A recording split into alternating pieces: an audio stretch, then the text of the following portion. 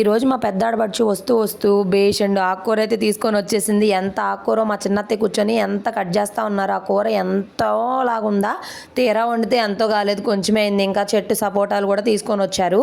కొన్నిసార్లు మనమే చేసుకుంటాం అంటారు కదా, అసలు ఏమైంది ఏంటి అనేది మీకు నెక్స్ట్ వీడియోలో చెప్తాను. మన చేతులారా మనమే చేసుకొని చేతులు కాల్చుకోవడమా మరి ఏమంటారు, సామెత కూడా రావట్లేదు నాకు.